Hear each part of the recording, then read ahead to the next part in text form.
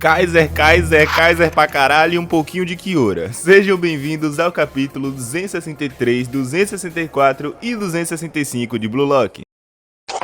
Aqui estou eu pra fucking análise tripla dos últimos capítulos de Blue Lock que eu não gravei por motivos de preguiça. E como sempre eu não vou falar muita coisa, fiquem à vontade pro filminho de sempre, já que no capítulo 263, chamado Limite, a gente vê o Isagi observando o Kaiser correndo, tudo isso com o narrador dizendo: Kaiser abandona seu orgulho e começa a forjar um novo ego. Enquanto Isagi busca seu segundo gol, ele sente o ego recém-despertado de Kaiser, com o mesmo percebendo que os movimentos do Kaiser mudaram do nada e avançando ao lado do Kuroninha, que saudade. Só que enquanto eles conversavam, uma mãozona aparece na cara do Isagi, nos revelando ser Karasu, que jogava o seu corpo contra o Isagi, enquanto dizia que agora o protagonista do jogo era o Isagi, e que eles nunca deixariam o Isagi fazer o chute daquele de novo, com o Isagi olhando pro Karasu e dizendo que gostaria de vê-lo tentar, o chamando de bebê corvo. E olha que foda essa pressão que o Isagi tá causando no campo, né cara? Eu não canso de falar isso. O Isagi tá conseguindo ser um puto empecilho na vida de geral ali, de todas as formas, marcando, defendendo, atacando, planejando, tudo. Tanto que o Karasu não duvida nem um pouco que o Isagi seja capaz de fazer um chute absurdo daqueles de novo, algo que as pessoas não deveriam esperar que ele fizesse, né? Já que, porra, como consequência de qualidade, vem a dificuldade dessa porra desse chute que o cara literalmente aprendeu agora. Mas enfim, o Isagi toca a bola pro Kurona enquanto dizia que já previu aquilo. Oh, sério, Isagi? Eu não imaginava. E com isso, o Kurona pega a bola e repete pra si mesmo que ele precisava interconectar com os jogadores em volta, tocando pro Isagi, que deixava a bola passar e nos revelava ser um passe pro Hiyori, que se preparava para receber a bola, enquanto dizia que aquele era um grande elenco no qual ele poderia trabalhar. Mas o catarresto da partida chega e rouba o passe que o Kurona fez pro Hiyori. Consegue percebendo que agora o Kaiser realmente havia mudado seus padrões de uma vez, e ele não estava só focando nele a partida inteira. Consegue comparando aquela análise e previsão do Kaiser com a calma meta-pressão, e o que isso deveria significar eu não faço ideia. Enfim, o Kaiser arranca e o Wright grita falando para ele não roubar a bola do companheiro. E em seguida o Ness aparece e diz que ele estava livre ali, com o Kaiser abrindo esse zoião aí simplesmente tocando pro Wright, filho, com ele dominando a bola completamente desacreditado, enquanto o Kaiser arrancava por trás de Tokimitsu, e pensava que se ele tivesse que subir ainda mais alto, ele precisaria descartar tudo, absolutamente tudo que definia quem era ele naquele momento. Ele precisava se reiniciar para quando ele era um ninguém, para quando a única vontade dele era de viver e não a de dominar. Com um negro fucking Kaiser pedindo por favor, caralho, o mundo vai explodir, e com o Wright obviamente tocando enquanto fazia graça e dizia que aquele seria um gol com a sua assistência. Até o Patetão aparece aí perguntando o que ele estava fazendo passando pro Wright, mas enquanto o Kaiser domina, o Isagi diz que agora que ele era o protagonista do jogo, a melhor opção seria atacar pelo Kaiser, afinal ele não era mais o foco, né? Com o Isagi dizendo que não conseguia acreditar que o palhaço realmente jogaria fora aquele orgulho dele,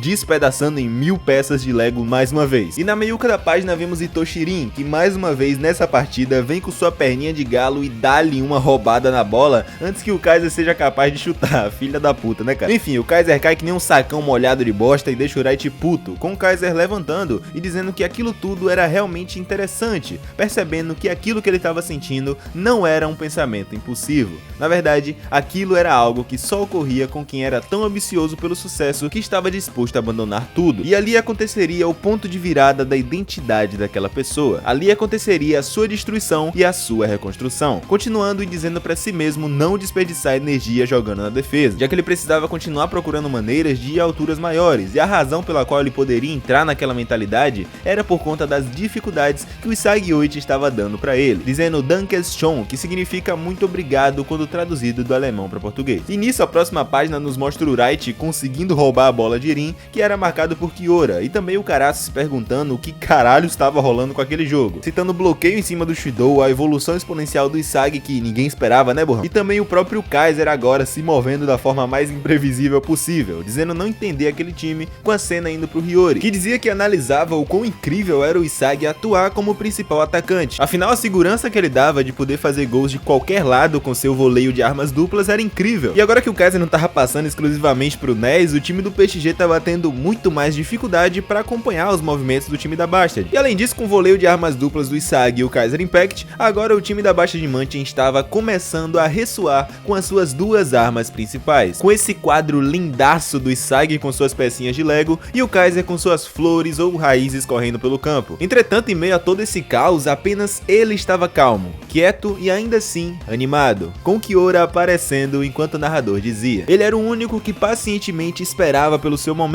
o momento decisivo para marcar o seu impacto no jogo. E agora, do jeito mais nada a ver do planeta, tínhamos um flashback do Kiora, com o narrador dizendo: Kiora Jin sempre viveu sua vida no limite, sua primeira experiência de vida ou morte aconteceu antes mesmo de ele nascer. Sua mãe já estava gravemente doente em sua gravidez, tão doente que os médicos previram que Kiora tinha 50% de chance de morrer em seu nascimento. Entretanto, a sorte sorriu para ele, e Jin Kiora havia nascido saudável, o primeiro bebê dripado. Não, mano, Jin tinha dois irmãos, um irmão mais velho temperamental e um irmão mais novo agressivo, e na casa dele não havia um dia em que seus irmãos não brigassem. E com isso, Kiora pensava consigo mesmo que iria se aliar com o lado vencedor. E com isso, os instintos de combate e o modo de vida do Jin Kiora foram forjados nas constantes situações de estresse. Seus instintos foram ainda mais aguçados, e graças a esses instintos o mesmo sobreviveu até agora. Porém, agora ele estava enfrentando mais uma decisão estressante, uma decisão de vida ou morte, já que na sua primeira e última chance ele deveria escolher entre Sagihoichi ou Michael Kaiser, e nessa situação os instintos de Kiora diziam que ele deveria escolher bem agora, com Kiora aparecendo todo bem desenhado enquanto observava Kaiser e Isagi, com Isagi avançando contra Tokimitsu e Karasu, enquanto dizia que agora o campo inteiro estava girando ao seu redor. Mas aproveitando toda a atenção focada nele, Kaiser estava começando a se mover individualmente após abandonar sua ligação com o pobre coitado do Ness, já que agora ele estava começando a se ligar a outros jogadores do Blue Lock só para poder marcar gols, com Isagi sendo o good guy de sempre e dizendo que não poderia culpar seus companheiros por passarem a bola para ele, já que aquilo ia fazer a galera valer muito mais. E baseado nisso, Kaiser estava tentando devorá-lo, já que ele queria recuperar o seu império, com Isagi observando Kaiser sem dar nenhuma piscada e sem temer o mesmo, enquanto dizia que ele iria esmagar o Kaiser. Afinal, se ele conseguisse marcar o gol, o valor de Kaiser cairia exponencialmente, com Isagi tocando pro Kurona enquanto se perguntava se a evolução do Kaiser iria devorá-lo ou se ele iria solidificar os status dele como o rei absoluto daquele time. Mas o Kurona mal coloca a bola no pé e o bombado do Tokimitsu aparece marcando ele. Só que após a bola e quase pro Nanase, que tava bem pertinho ali, o Kaiser passa as mãos leves e rouba a bola do cara, fazendo um giro todo torto, enquanto Isagi repetia mais uma vez que o Kaiser tava só catando as oportunidades que tinha em volta dele. E agora significava que o mesmo iria em busca de Kunigami, com o Kaiser pedindo a mão pro laranja e tocando pra ele, com o Kunigami que tava marcando o Shidou tocando de volta pro Kaiser impressionantemente. Mas o Isagi disse que basicamente ali não tinha muito que o Kunigami fazer, já que como ele tava marcando o Shidou, ou ele tocava ou ele entregava o jogo completamente que não idiota. E nisso o Isagi continua dizendo que agora que o Kaiser tava se adaptando completamente à situação ao seu redor, tudo ficaria bem mais difícil, e isso somado ao fato de que ele é um egoísta disposto a se destruir e se reconstruir quantas vezes for necessário se isso significasse conquistar seus objetivos, com Isagi dizendo que o ego do Kaiser era holístico igual ao dele, com a gente vendo o Rin e o Karasu marcando o Kaiser mais uma vez, e com o Karasu ousado como sempre, dizendo que o Kaiser era muito previsível, com ambos indo em direção à bola e fazendo ela voar na direção do Hiyori, que diz pro egoísta que estava tudo bem, já que a sorte estava ao lado deles, com o Hiyori fazendo o clássico passe dele a Light Toshisai e com Isagi deixando a bola passar, enquanto deixava o negão da PXG perdidinho, filho. E com isso o Kurona aparece pra mostrar pra gente o quanto essa porra dessa combinação é forte, filho. Isso que o Kurona não tem Metavision, imagina quando o Isagi tiver outros personagens com Metavision no seu lado, imagina esse desgraçado cozinhando. E falando nele, a gente vê ele usando a Metavision enquanto observa a bola, porém, o filho da puta aparece de novo. Exatamente, Charles do Bronx aparece e diz que a chegada triunfal do Diabinho havia chegado, com o mesmo perguntando pro Isagi se ele tava surpreso ou se ele tava irritadinho, com o Isagi sendo completamente pego de surpresa, enquanto se perguntava o motivo daquele rato não tá desmotivado. Entretanto, a bola saía voando logo pra quem? Obviamente o cara mais otário do mangá, o Ness, que dizia pro Kaiser que aquilo não tinha acabado, pois o Kaiser ainda tinha ele.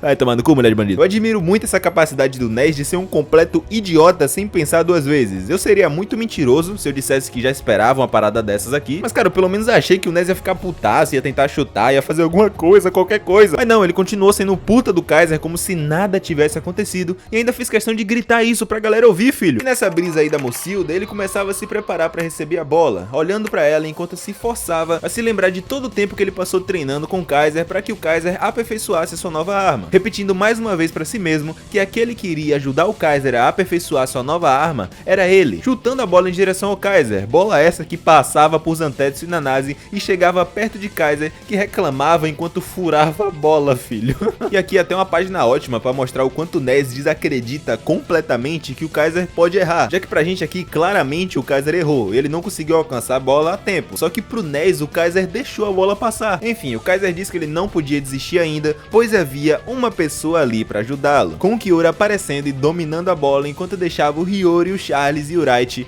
meio indagados, já que o cara não mostrou nada até agora, né? Então pode vir uma bomba do nada. Tudo isso com Isagi dizendo no final que não esperava que o Kyora pegasse a bola. Só que agora a formação do PXG estava totalmente desorganizada devido aos ataques contínuos deles. Daí então, Isagi ativa sua Metavision e diz que não havia melhor oportunidade para o ataque, tentando se posicionar num lugar legal onde ele conseguisse forçar o Kyora a passar a bola para ele, fazendo o Kyora perceber aquilo e, querendo ou não, ressoando com o Kaiser, que dizia que precisava roubar a bola, afinal só daquele jeito que ele se tornaria mais que um zero, indo em direção ao Kyora, mas impressionantemente passando por trás dele com um driftzão do Toretto, enquanto falava que para que ele pudesse brilhar, ele precisava de fatores que lhe trouxesse desconforto, pois sem desconforto ele não conseguiria sobreviver, com o Kaiser avançando juntamente ao Isagi pro ataque, enquanto dizia que até o dia em que ele morresse, ele suportaria qualquer desconforto, continuando e dizendo que o campo agora estava no controle de Isagi, e se ele quisesse sobreviver sobre essas condições desfavoráveis, ele precisava escapar dessa multidão de desconforto que estava em seu caminho, saindo varado, filho, driblando geral sem a bola, e com a gente vendo o Isagi fazendo a mesma coisa, só que em vez do caraço ele tava driblando o negão foguete. E nessa o Kaiser continua dizendo que ele precisava romper tudo em direção à sua liberdade, perfurar tudo o que significava desconforto, com essa imagem pica da silhueta do Kaiser com o olho de predador e com o Isagi com a Metavision, com dessa vez a gente indo pro Kyora, que olhava para aqueles dois monstros e ignorava a marcação de Tokimitsu como se não fosse nada, fazendo um toque de lado que avançava e passava bem do lado de Kaiser pro Isagi, com o Isagi olhando a bola e dizendo que ele usaria bem aquele passe rasteiro que havia deixado o Kaiser para trás. Só que quando o Isagi estava completamente convencido de que a bola era para ele,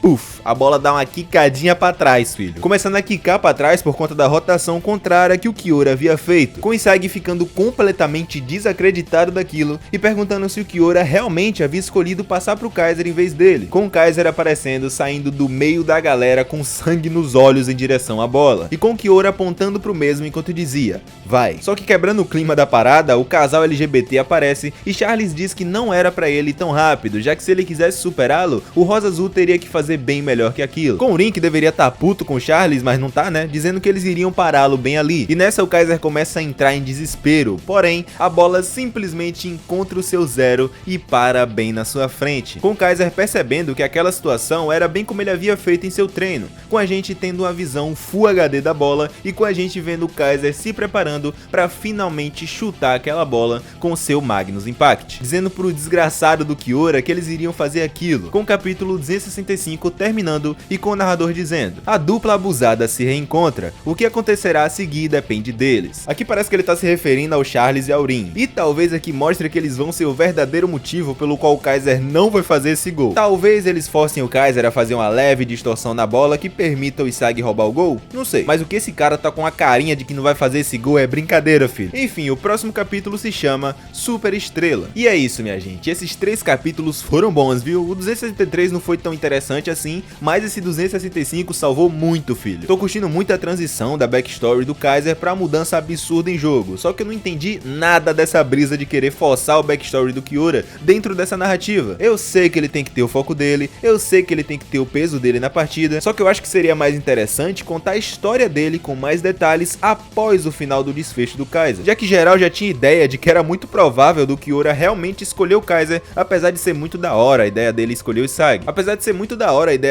Isagi. Só que desse jeito aqui parece que ficou muito corrido, quiseram reforçar a ideia da personalidade do Kyora, só pra não parecer que ficou brecha solta relacionada ao motivo pelo qual o Kyora escolheu o Kaiser e não o Isagi, parece até que ele tá subestimando os leitores. Mas esse flashback, apesar de ter sido um momento ruim, pelo menos cumpriu a missão dele de deixar a gente mais ciente ainda de que o Kyora vai simplesmente escolher o melhor em campo, o que mais vai dar lucro a ele. E esse pode ser o Isagi, o Kunigami, o Kaiser ou qualquer outro que ele ajude e vá fazer ele sobreviver mais tempo. Mas é isso, minha gente, muito obrigado por terem esperado eu fazer esse vídeo maldito de Blue Lock, e eu espero que vocês tenham gostado dessa análise tripla que faz muito tempo que eu não faço. E se vocês puderem deixar um like e se inscrever no canal, eu vou agradecer demais. E no mais é isso, muito obrigado a todo mundo, tamo junto, fiquem bem, fui!